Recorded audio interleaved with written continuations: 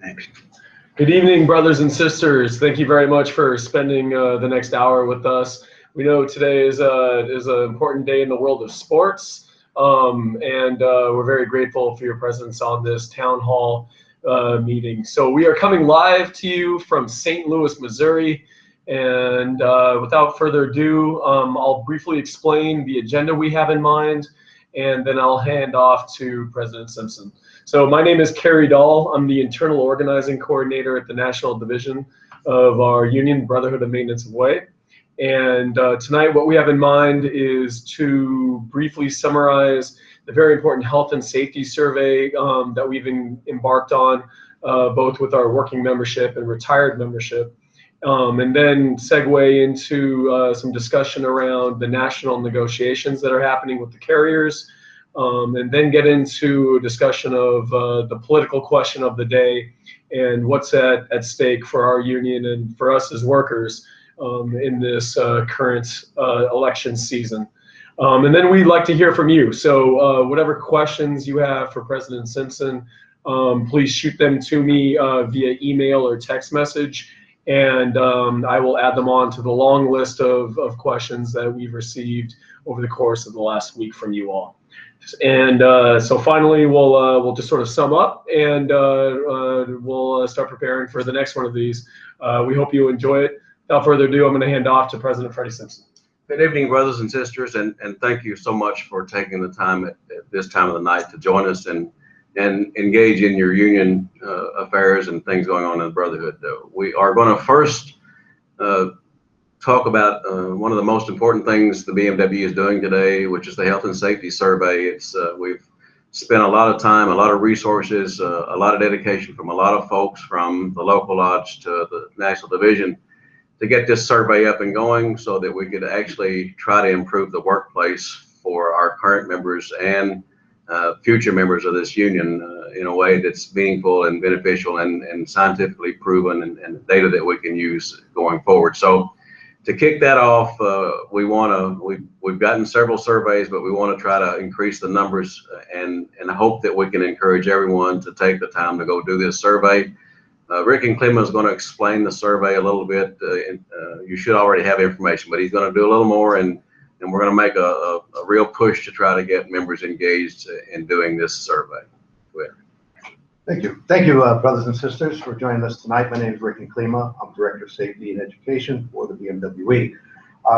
With regard to the health and safety survey, when we try to improve conditions through regulations, rules, negotiations, working conditions, the first thing the carrier comes back to us is, or the government, is where's the data?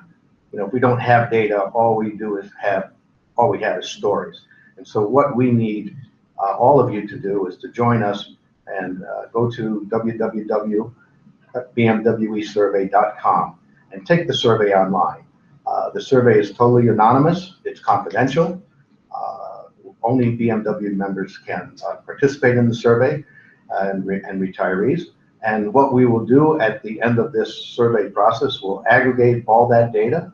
We're going to ask about your work experiences, working conditions. That data will be aggregated, and our researchers, our professional academic and medical researchers, will analyze that data along with other research we're doing. And at the end of that process, we expect to have a very comprehensive and compelling picture about what's going on the property, what's going on with safety and health, and with that data, armed with that information, we will move forward through the legislative process, the regulatory process, and negotiations to make those type of improvements that you need and deserve to live a full and happy life and have a long career.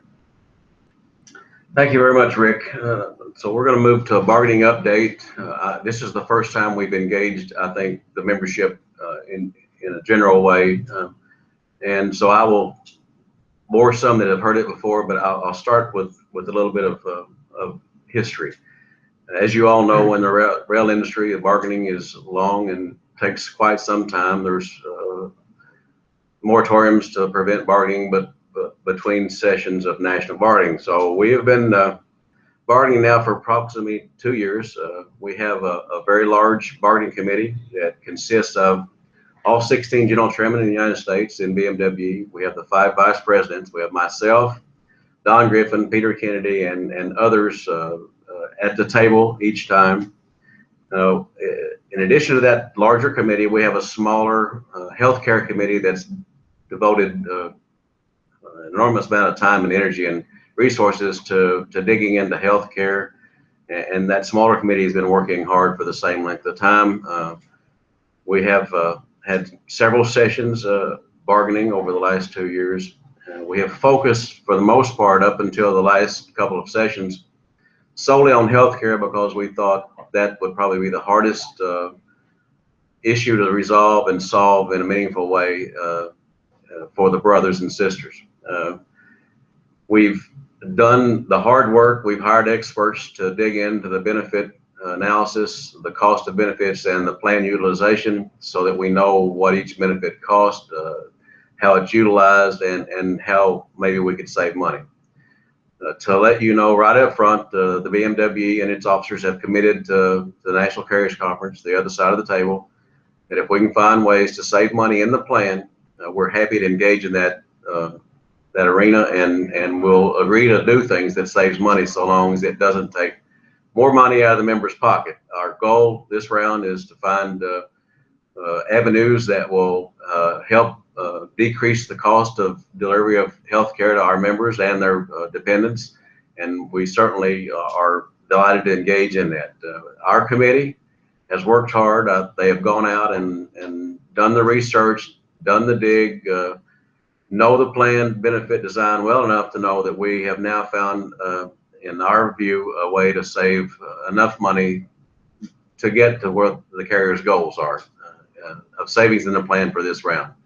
The savings that we've uncovered, they're not agreed to totally by the other side, but the Carriers Conference has agreed that there are substantial savings based on what we've done in our research, and now we're down to what dollar figure to place on that. But I can tell you from our committee's side, we have found enough plan design changes, not changes in the plan design, but changes in the way it's delivered to the member, to save enough money that anyone should move on to the rest of the bargaining process and resolve those issues. Both the BMWED and the National Carriers Conference have a full Section 6 notice that we've served on one another that goes from wages to healthcare, benefits, vacation, from soup to nuts, and work rules.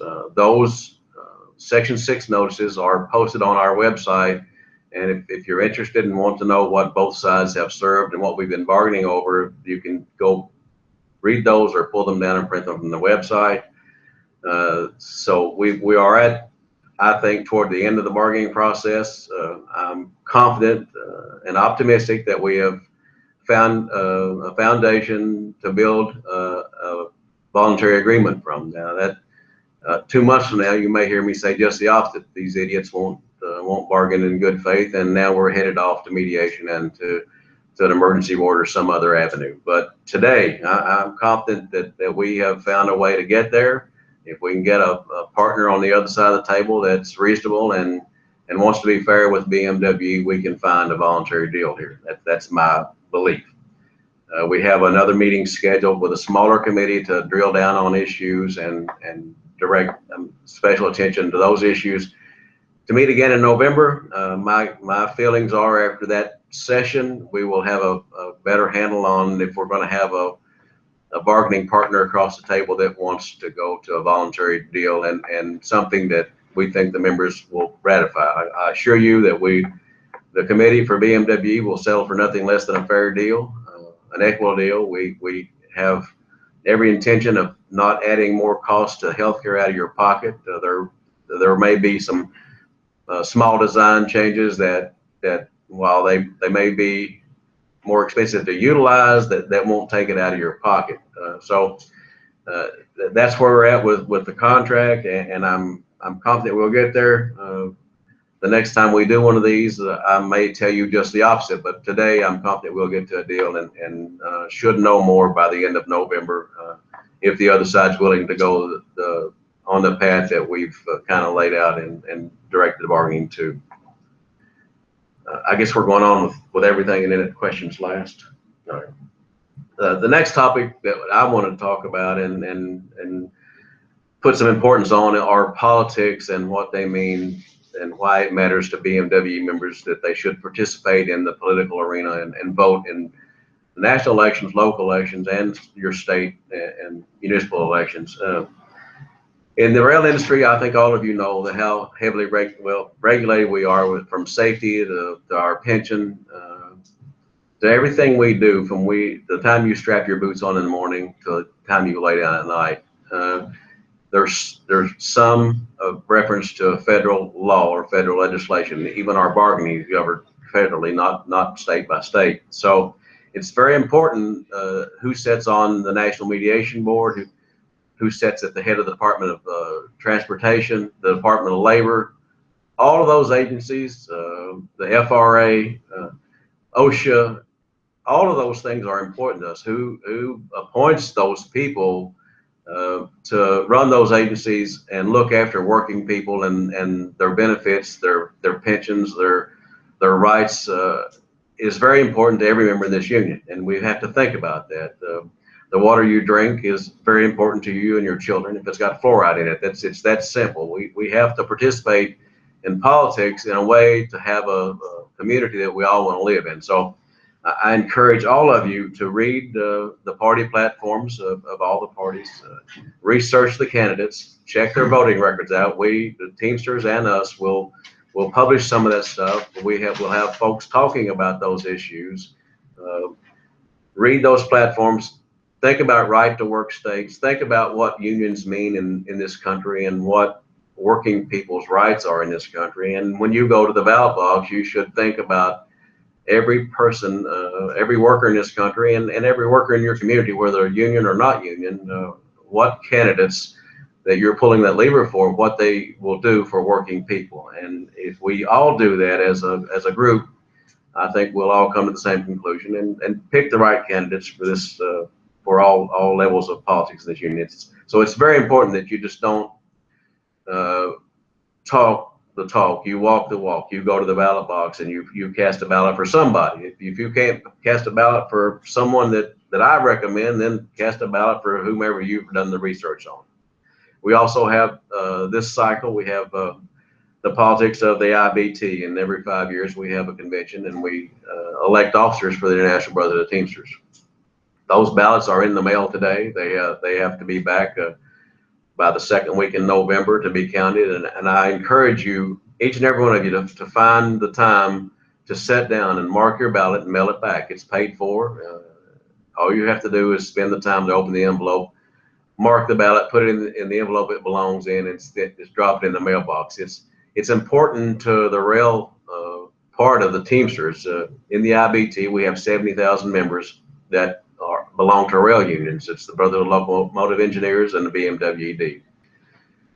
If we all vote in good numbers, then you can understand the strength of that vote and what it means to when I call Jim Hoffa or the IBT or ask for something there, that I can say that our members are engaged in politics in this brotherhood. They're engaged in how the union needs to be run, and they're engaged in what policies we need to set going forward and how we bargain and how we fight for legislation. Our members believe in the union, they believe in how it works, and the officers believe in the members, and if we all believe in one another, then we will all run this union the way it should be run. And I encourage you all to mark that ballot for somebody, get it back. Last election cycle for the IBT, sent out 1.4 million ballots. We got back 270 or 80,000, which was about 20%. That is not good in my view, to spend that kind of resource and time engaging with the members to vote for their union officers, and the members don't show a level of commitment to send those ballots back. So please, from BMWED, I can't talk to BLET, and I don't get around to the other locals IB, but I can encourage you and beg upon you to cast that ballot for somebody and send it back in. It's very important. I would love to be able say that BMW voted at 30 or 40%, which will be twice the rate of everybody else in the IBT. And I think that concludes what I want to talk about. Now we're ready for questions, and Carrie's going to read the questions, and I'm going to do my best to answer as many as I can answer between now and the time this thing ends. I will tell you to begin with that we will be candid and talk candidly about the bargaining and what's going on there. There may be questions that I would defer simply because there are subjects and subject matters that I don't know that I really want in the public arena to be sent around the country at this point in the bargaining. You know, there's no way I can do that other than to say if I can't answer a question, I'll tell you I don't want to answer that question, and there are reasons for that. But I will do my best to answer every question in some way that's meaningful. All right, so we're gonna basically deal with these questions as we got them. There were a couple of questions that we received that had to do with technology. So here's one. With the advance in technology removing some jobs in track work, in which in turn declines membership, what are some quick types of ways the BMWED might try to use that in our favor to help boost membership? Technology has always been an issue for BMWED. We have technology language that goes back to the 50s of how we manage the transfer from physical labor to a machine or to technology. We always address it in the same way, and I don't know that really will change much. We want to make sure that we're encouraging and embracing technology that improves the safety and quality of the work we do. That we don't want to turn our head to that. We also want to maintain a high membership, which is where the question was directed. We should, and we continue have been for 100 years. We fight contractors every day. We do. Every system committee is engaged in a program to try to thwart contracting in some way, to make sure we're getting all the BMW work that we can get for our members, and if we can recover more work to the contract, then our members have to do it. We can also, and this has also been a debate in this union for decades now, and some of us agree and some don't, that we should probably organize some of the contractors. If we want them out of our business, we may have to include them in our business in a way that raises their wages, their benefits, their pensions, their health care, all that stuff, so that at least if they're doing maintenance away work, they're doing it at a fair rate and a fair deal, and is equitable with what we do. So there are things we discuss quite often about organizing contractors. So there may be some specific contractors that we engage to organize with having in mind that do we want to have members that are doing certain types of work, and so that's the quick and dirty. I think we have to organize to some degree contractors that are doing our work. So also on technology, got a question from Randy in Toledo, Ohio. He asked, are we discussing with the carriers issues regarding appropriate training as technology advances? We always have training in our mind. We want our members to be up to date, trained with appropriate qualifications to handle any kind of work as the work advances. For the most part, each system committee has a form of a training rule in the local bargaining agreement, and some they're all good training rules. They're all different, but yes, we always talk about training, and we encourage training. Actually, I'm happy to engage in any discussion that gets our members more qualified and working in a safer way. All right, so the next sort of theme that we got a lot of questions on was in relationship to retirement benefits. So first one is coming from Chad in Louisiana, works at Union Pacific. Why don't we ever ask the carriers to match a percentage for our 401ks? Chad, we have had 401k as part of our Section 6 notice several times. There have been some 401k languages bargained, just like the healthcare savings accounts and those kind of things. It's hard to get members to participate in some of those things, and usually the participation rate is low enough that we can't sustain 401ks or healthcare savings accounts.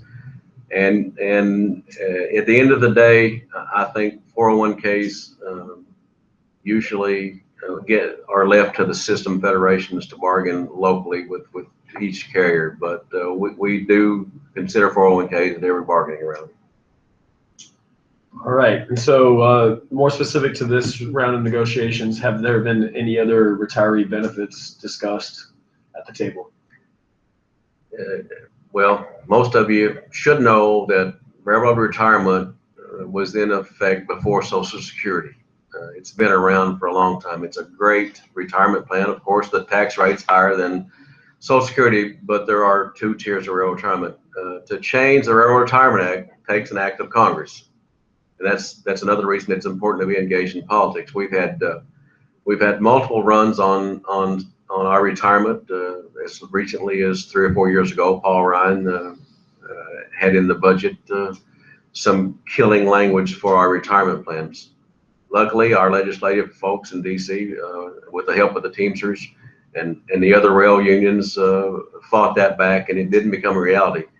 But we actually opened up the Railroad Retirement Act a few years back and reduced the retirement age from 62 to 60. Probably a lot of the younger members out there today don't realize that, but we have done that. It's always a gamble to open up a federal law. When you go in and start asking congressmen and senators to open up a federal law that covers your retirement, then you're left with the whims of what direction that takes. So normally, unless we have and can get support from the railroads, there's no attempt to amend federal legislation with regard to retirement. So related question is, if the politics come back in this election round and we've got a Republican president and we've got Paul Ryan in the House of Representatives and the Republican Senate, and they start gunning for railroad retirement, what can we do? We can do what we always do. We can rally the forces within rail labor. I can tell you that all of rail labor will take that fight on. We Teamsters, the IBT, will certainly take that fight on. And I can tell you there would be, at my age, if I'm still here and something like that happens, there will be a serious conversation about, is it time to shut the transportation industry down? Our pension is one of the greatest benefits we have. We've worked a lot of years to get it. There were people before us that died to get it. And we're not going to give it up for anything, for any reason. So we take that as a very serious fight. It's very serious. Anytime you talk about party platforms, and you should go read them, if there's a party platform that wants to gut unionized labor or put unions out of business, you need to be concerned, because there are so many things that happen with majorities. And I don't know how many of you follow Right to Work in Michigan, but the very first time that Michigan became a full Republican state, as far as the House, Senate, and governor, it didn't take them 2 months to do Right to Work in a state that's heavily unionized. So there is no mistake. The mission for one party in this country for 40 years, in my opinion, has been to do away with the labor movement and the ability for organized workers to come together and fight for political candidates and fight for job rights. Okay, so also on bargaining, there's a question of, are the carriers waiting for the election, the national election on November the 8th, before deciding how to negotiate with us? And can you guess as to a general time frame as to when this round of bargaining will be over, including a PEB? I don't think the carriers like the current political situation any better than we do. I don't think they're looking to get anything from Donald Trump if he were to win. Might be the worst thing the railroads could ever imagine if he closed the ports and you couldn't haul the stuff from the major ports in this country that's coming from other places. But having said that, my opinion is they're not waiting for that. I think they have to come to grips with a position.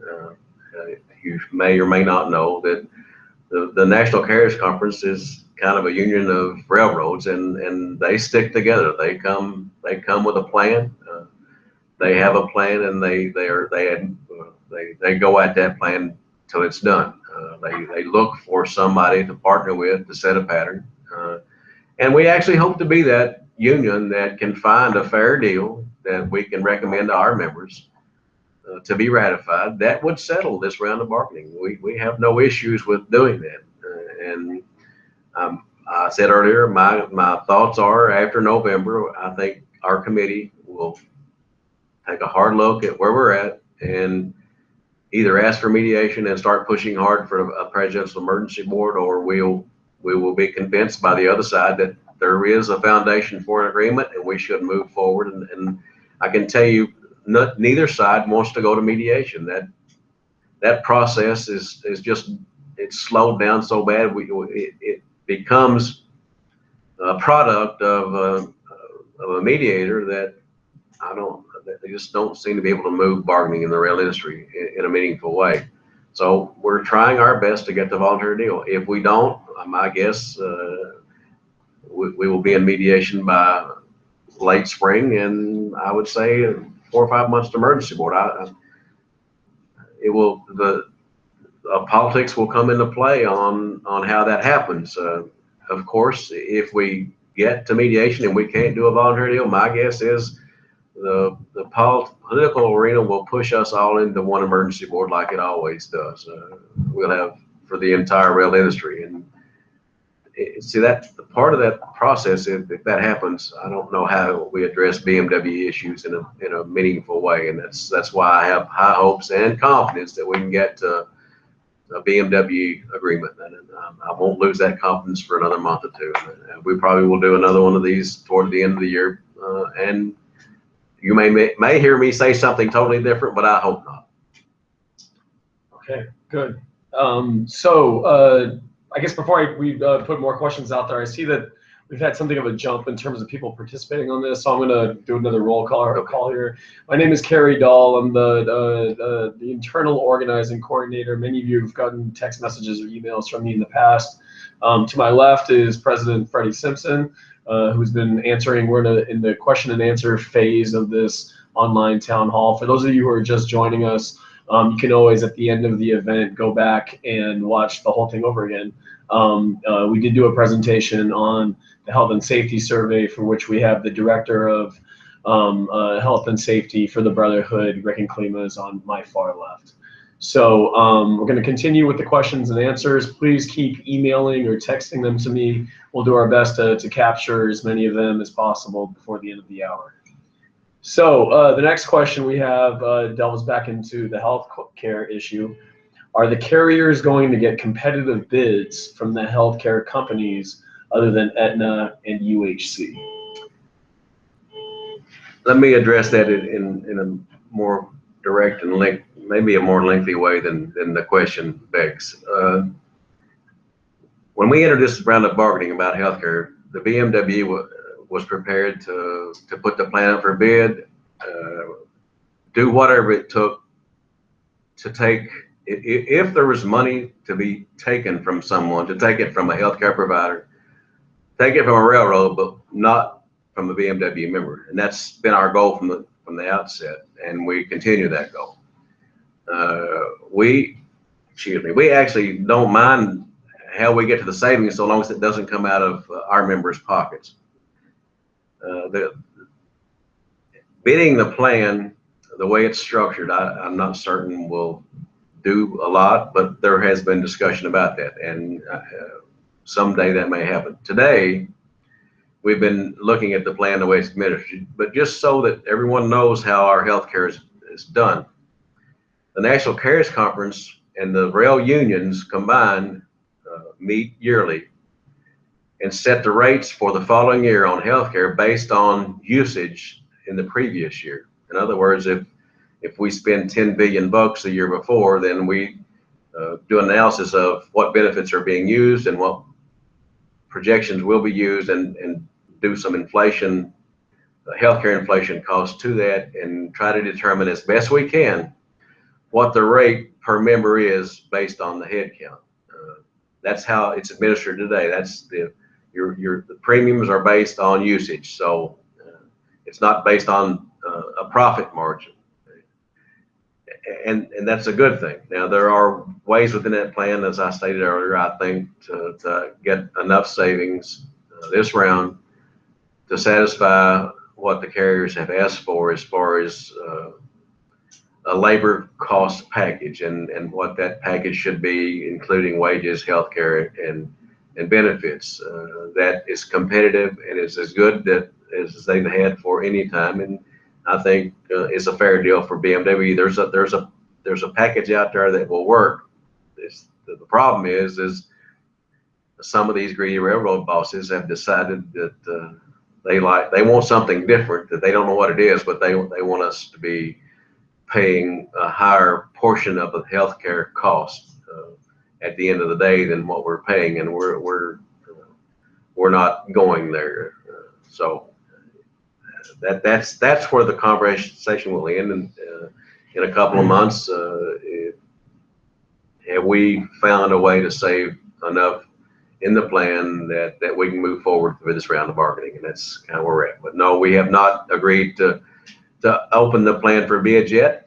We as I just said, we have several other sister unions in the plan, and it takes agreement from most all of us to get them to force the carriers and us to put that plan out for bid. So there was speaking of the other unions, there was a question, I've got such a pile here, I'm gonna have to dig it up, but there was a question about other unions rushing to get a settlement before we had an opportunity to fully negotiate with the carriers. Do we feel as though there's the potential of other unions undermining our efforts to protect our health care and get good increases in this round of bargaining? There's always the fear that, and I'm not going to use the word undermining, because I don't think anybody's going to undermine another union. We all are in this world together, and we want more for everyone. We want everybody to have good benefits and things. So there are always instances where a union might want a certain thing, and they feel like the value of that thing is worth taking less wages, or the value of that thing is worth taking or worse healthcare plan than some other union would accept, because that the value to their members is that important. And I can tell you, I think the railroads are always looking for that union that wants that one or two items that it's valuable enough that they can reduce the labor costs for the entire group. You can gauge for yourself whether that's a right thing to do or not. I'd like to focus on what BMW is doing, and I think I actually believe that we have the best case to bargain with this time, and we've done the research, the legwork, the hard work, and committed resources and time to get us to a foundation for a deal. I don't think any of the other coalitions are close to that, and I can evaluate like anyone else. I can look at the other coalitions and say, well, here's why they can't get to a deal, and here's why they can't get to a deal. But in the end, next week, someone may come to a deal, and you'll say, well, that guy's an idiot. He didn't know what he's talking about. So all I can tell you is we're pushing hard. We want a voluntary deal. We don't want someone else deciding our fate. We want fair wages. We want a fair healthcare system, and we want our pensions and wages and work rules protected, and we want our jobs protected, and we want our members to feel confident that they have a job with seniority, that they don't have to worry about not having a paycheck for their kids and their families next week, and that security means a lot to us, and we're going to fight for those things. And if we can find a way to get to those fair things, then we will submitted to the members for ratification. But I can assure you, the committee and BMWE will not send anything out that we don't think the members will ratify. That's just a fool's errand, and we're not going to do that. Okay, so the next question about unions is, how does the Brotherhood of Maintenance of Way, being a part of the International Brotherhood of Teamsters, help us as railroad workers? You can do the math. You can have 35,000 folks that walk in. Well, I'll just give you an example. You can walk into a senator or congressman's office and you say, I represent 35,000 members. They're scattered from the East Coast to the West Coast, from the tip of Florida to the northern Michigan and up into Maine.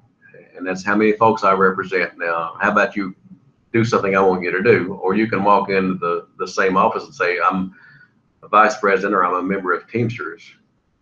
And I have 1.4 million people in every industry in the country, scattered across every small section of this country.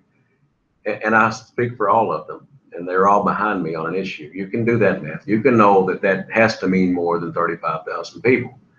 By the same token, when we want to do a project like this occupational safety survey, or we want to do a health survey, or we want to do a job action, when I go to IBT, the departments there for those kind of things they have more staff and folks than we have at the National Division, including the officers. So the resources to function as a union and represent the members and get them the best bang for their dues dollar is to have more clout. Demagogue clout is a bad thing. I can tell you from my point of view, I wish that the union labor movement had the clout it had in the 60s when a president was considering the rail industry going on strike, and it made him nervous because he was scared of the rail industry. That's a good thing. That's not a bad thing. And we need to move back. There's some things we need to move back toward, and we need to move back toward more clout for working people. And the best bang for your buck as a working person is in a union. And that's a discussion we can have the next time, but you can also do research on the benefits of being in a union. All right, so we've gotten a couple of questions coming in about how our voice as a brotherhood was heard when it came time to make the endorsement for president in the Teamsters family. Okay. In the Teamsters Union and the Teamsters International reserves the right to endorse a presidential candidate by the International. So affiliate bodies can't make endorsements of a president, and we can do other endorsements for local and state and that kind of stuff. And in this cycle, the Teamsters International Union sent out a survey to all the locals and joint councils all across the United States. That's all of them. For the BMWE, a local is considered the system federation. We have 16 of those. Most of you probably know what a system federation is. I hope you do. If you don't, you should research that and figure that out before tomorrow, because that's important to you. But out of those, all the internationals survey of all the locals, all the joint councils and conferences, there was 2 ballots returned in favor of supporting Donald Trump. That's how the endorsement went down. I sit on the GEB, and I have a vote on that endorsement. And when that evidence is presented to you in that way, and that the survey goes into issue oriented. So we did what the locals wanted, and that was endorse Hillary Clinton. Okay, so I've got a bunch of stuff floating in here. Next up is we've got a couple of texts and emails coming in around in the carrier's proposal. There was some stuff around being able to contract out, work at rail crossings and other kinds of job tasks that our members do. What's our strategy to defy the carriers on that point? There's several work groups in the carriers about those crossings and other issues. Our strategy is to make it a local issue, which it normally is. Contracting on each property, whether it be BNUP, CSX, NS, CPC, and Norfolk Southern, Kansas City Southern,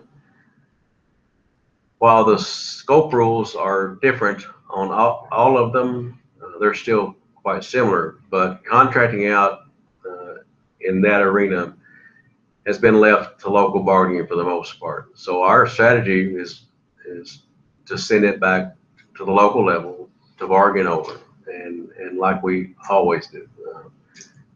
We'll see how that turns out.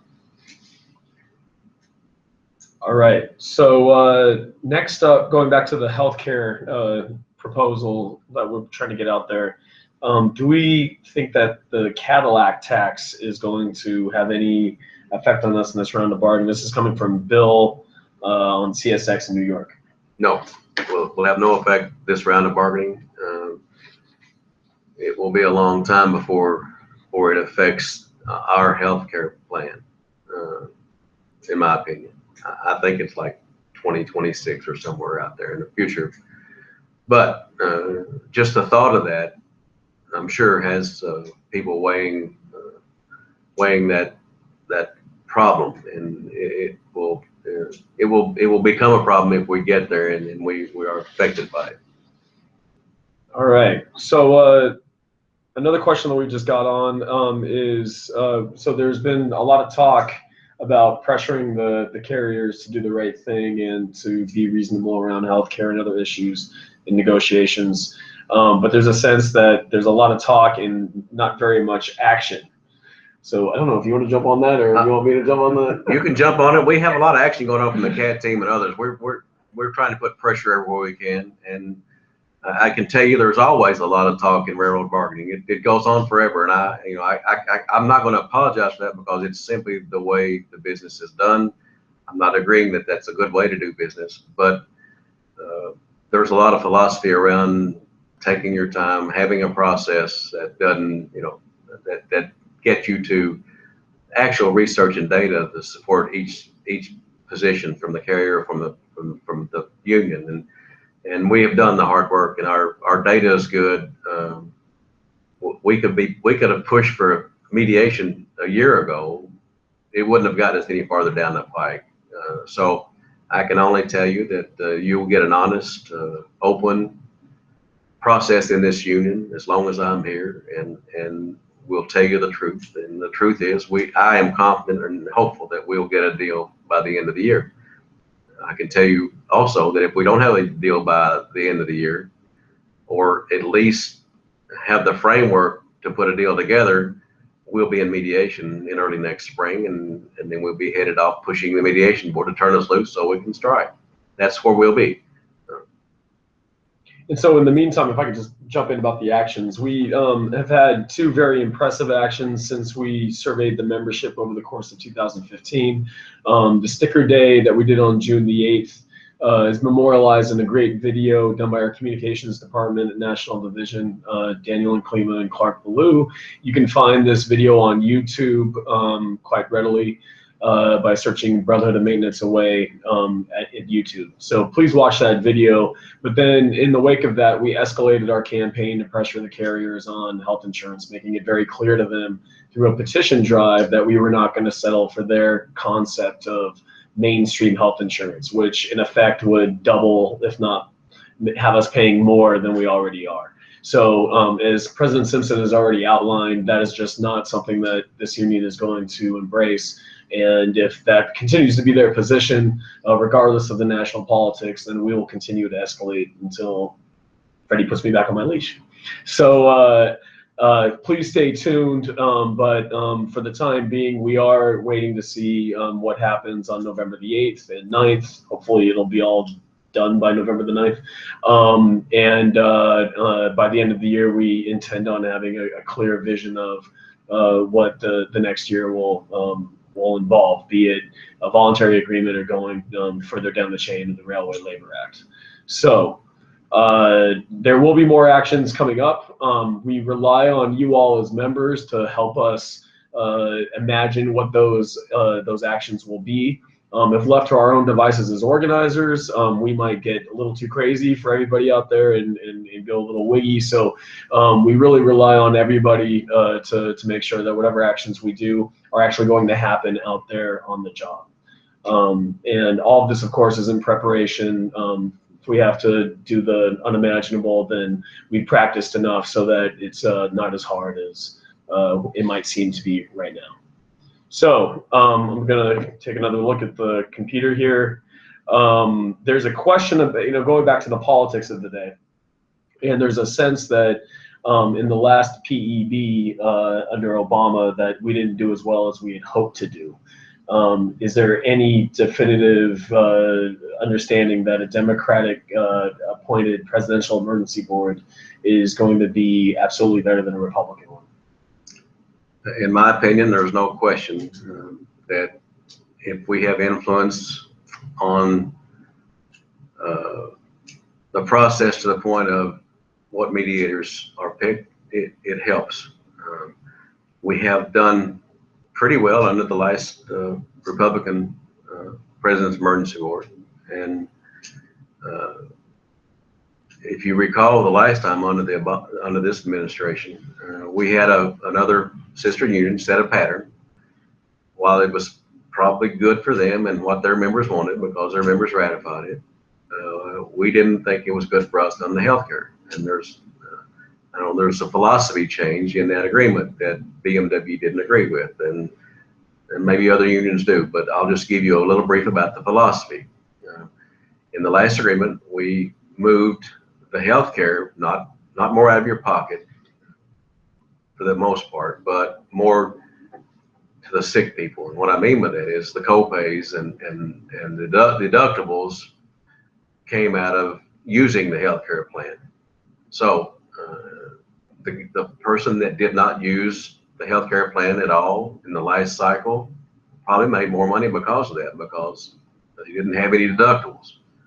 So the philosophy was, and there's a lot of different school of thought from different people that you talk to in this country, and we may have members that see it differently, that thinks that we should have, a different cost for a person with 4 or 5 kids than a wife, a person that has a chronic illness like diabetes or heart failure. This union's philosophy has always been, we don't make the fat boys like me pay more than the skinny guys. So that's kind of it in a small nutshell. It was a philosophy change. We didn't agree with that, but that's how we got the healthcare pattern. Obama picked the board, and we actually thought it was a pretty good board, and it probably was. We had, I think, a little overactive chairman of the board that thought he was a healthcare expert, and I think he took us farther than we want to go. But the pattern was set by another union last time. All right, so I've actually, from 4 different people, I've gotten another question about contractors, and it's the same question. If we were to organize the contractors, would our goal be to have them paying into railroad retirement? We've actually had that goal for a long time, and if we could do that, that would go a long way to slowing them down, or at least they get good benefits. Yes, there's a goal to do that, and we're actually pursuing that goal actively and have been for a long time. If we can tie them to the railroad retirement board, we'll do that. It's a hard climb, but who knows? We get enough favorable politicians in the right places, we might make that climb easier. Okay, so now I've got the really hard question that we've faced a lot in property visits. We face this everywhere we go, and it has to do with coal. And the question is, how can our union back a presidential candidate, Hillary Clinton, when she wants to stop coal? Well, that question is pretty close to my heart. And for you that don't know, I'm from Kentucky, a coal state. And it's my railroad, CSX, they hauled a lot of coal. By the same token, coal is a nasty resource that sends a lot of stuff downwind, kills a lot of trees, causes a lot of health issues. So how can we support Hillary Clinton? I don't know that maybe she does want to kill coal. I don't think anybody wants to kill anything with regard to burning coal or oil or gas or any of that stuff. But what people are mindful of is, and it's a very serious, scientifically proven fact, that we are in global warming and we're destroying the atmosphere. We may kill the planet for future generations. I think that's something that means something to all of us. We should all think about that issue. We should research it. We should figure it out. But we should be candid and try our best to get away from burning fossil fuels. It's not good for the atmosphere. It's not good for your grandchildren and their children. And we have an obligation as citizens of this country to try to make the place a better place to live. I have no issues with trying to find ways to burn coal in a cleaner way.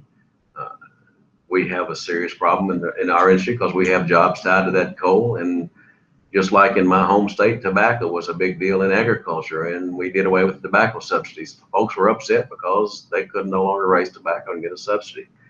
There are things in this country that we need to be mindful of and participate in, and try to move in a way that it's not harmful in a quick way, that we have avenues to retrain, retool, and do other things to keep employment up and keep working people in a safe place. But we have to think about those things. I have no problem supporting a candidate that wants to save the planet. So one of the realities about coal that we see out there is, in doing a little bit of research, is that the main reason why coal is really in the tank right now is because the Chinese steel industry, which was the main demand driver globally, is pretty much shut down. And so the Chinese economy is in the tank, and so demand for coal is in the tank. But as President Simpson pointed out, fracked natural gas, which is not exactly beneficial to our environment, and you can ask folks from Oklahoma if you don't believe me, that is coming out of the ground at a much cheaper rate, and power plants would rather burn that because they make more of a profit by burning fracked natural gas than burning coal. The question wasn't about coal being down on the railroads. It was, how do we support a candidate? Coal's down for a lot of reasons, and the price of natural gas is one of them. Among the China thing, it's not because the EPA stopped people from burning coal. But that wasn't the question, I don't think. I'm sorry. I got off the beaten track. I don't know. It's good to get it out there. I was trying to answer the question the way it was presented. Good. So we've had a bunch of more questions come in. We're going to give this another few minutes and then hand off to Brother and Klima to finish us off. But the next question has to do with going back to negotiations, industry norms, and what are we trying to do in this round to come into the mainstream in the United States around vacation time and sick time? The vacation time, if you want to go get our demand off the website, we're trying to get that first year problem of having to have 110 days the first year to get a vacation the next year. Some prorated rate or some prorated way to get to a vacation your first year on the railroad, or the second year we would call of work, and the ability to take more one-day vacations and increase the vacation pay amount. We have those in our demands, and we're still talking about them.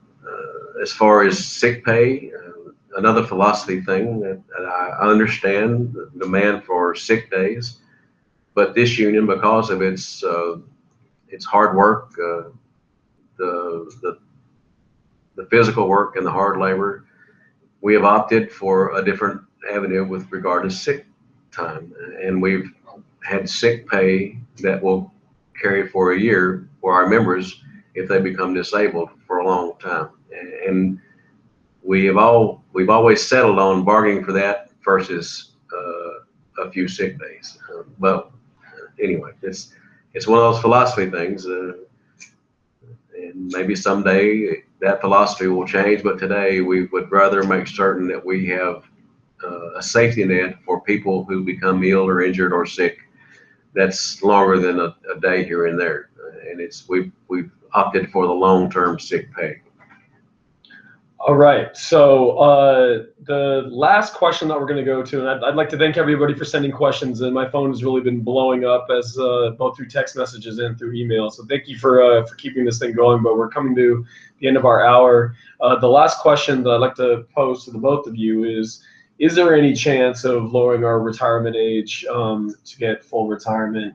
Is it possible that we could be getting to 55 through congressional action?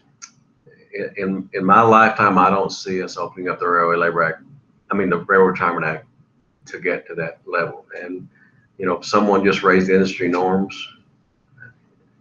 while the Railroad Retirement Fund is doing well, our numbers are shrinking. You can look at the norms for Social Security, and folks are talking about raising that to 70 and 75 because of longevity and life. I think it would be a very difficult task to lower it, certainly under the current political climate with the Republicans controlling the House and the Senate, and actually going after railroad retirement in the budget a couple of years ago, to go open up that act and hope for 55 and take a chance on the House and Senate doing something to go back the other direction. Look, when you open something up, you better know that you can win, and I'm not certain we can win, and that's why I don't think we're headed there in the next few years anyway, to try to lower it. All right. So last, but certainly not. Before we go to Rick, I've got a request here from somebody to wish Victoria happy birthday. So happy birthday, Victoria. And everyone else can sing happy birthday if they want, but you don't want to hear me sing. Go ahead. Great. Well, thank you. Brothers and sisters, again, I just want to reemphasize the importance of the health and safety survey. We need to understand what's going on out there throughout our careers. If there are issues that are affecting health and safety, we want to correct those. And the only way we can do that is through scientific, analysis of data. And you're a big part, the most important part of that process. So please go ahead and take the survey. You can take it 3 different ways. You can take it online at www.bmwesurvey.com. Or when you log onto that site, if you'd rather take it over the phone anonymously with one of our researchers, you can do it that way. Or we will send you a paper copy, and you can take it in the comfort of your home on paper. All 3 ways, online, over the phone, or paper copy, are available in both Spanish and English. And we also have Spanish-speaking researcher there. Her number is on the site, and she can talk you through any of your questions in the language of your choice, Spanish or English. There is an icon on the BMW website, kind of an announcement that you can click on, BMW Health and Safety Survey. There's a hot link there, get you right in. Your membership will be verified. They'll ask you 3 simple questions: last 4 digits of your social, your zip code, and your birthday. And the only reason we do that is to make sure that only BMW members take the survey, and only take it once, and to keep railroad managers and web surfers and others off the survey so they don't corrupt the data. There's absolutely no link between your verification and your survey responses. When you log on and agree to take the survey, you'll be redirected to the BMWE site. The BMWE website will automatically verify your inputs, and it's a go or no go. Yes, you're a member. You'll be redirected back to the private, secure website administered by our third-party researchers, and there's absolutely no link between the verification process and your survey. All the survey responses at the end of this process will be aggregated. There'll be no we don't ask for names, we don't ask for your address. It's confidential, it's anonymous, and the data will be presented in an aggregate way where we will just have a snapshot, scientifically validated snapshot of what's going on in the industry, what's going on the tracks in particular, and how we can help protect you, your livelihoods, and by extension your families, by making those improvements based on the data. So please take the survey. You work 65,000 hours in a 30-year career. We're asking for about 30 minutes to make a difference in your lives and the lives of your brothers and sisters. So thank you. Let me say one more thing about that. The officers of this union believe in the members. They believe in the process. They've spent about $2 million of the members' money to get this research done that will be accredited and scientifically proven. It will benefit us for generations in this industry. And I implore you to take the time to go do this. Looks like there's about 450 folks on here. If you all get 2 people, then we're off to the races and improving our survey returns. Thank you. Brothers and sisters, thank you very much for hanging with us for the hour. Please go to bmwesurvey.com, and I will be emailing and texting you all as soon as this is over with that link. So thank you very much. Enjoy the ball game, and we'll see you soon. Have a good one.